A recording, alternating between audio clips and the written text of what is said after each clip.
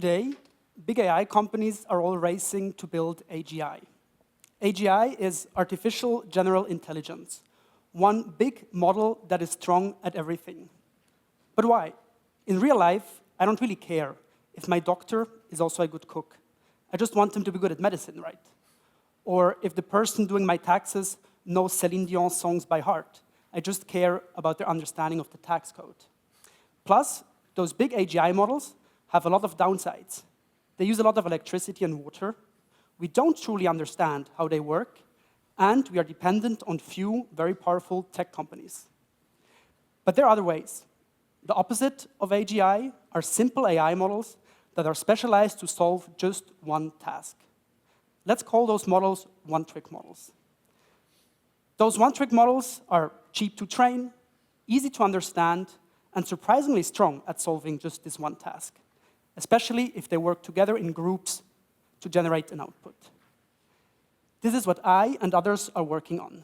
We train a special type of generative AI called G-flow nets to be a generator or a factory for those one-trick models. One type of those one-trick models are called decision trees. Decision trees, when combined in groups of 1,000 trees, we call them random forests. In applications like scientific discovery, where we use AI models to discover new drug molecules, those random forests can beat the technology that is behind ChatGPT. But there's one problem. Even for simple tasks, it is very difficult to find the good structure, because there are a lot of structures. Especially, in fact, the number of structures for those one-trick models is bigger than the number of grains of sand on all the beaches in the world. So how to find the best possible structure of those one-trick models? Let's stay with the image of the beach. The G-flow net doesn't go digging in the sand to find the best possible structure. It learns a whole map of the beach. A map where each spot indicates how good the model is that I would find at that specific spot. I have to pay once to draw that map, but once I have that map, it's basically free to pick the single best structure or to read it 1,000 times to build a strong group.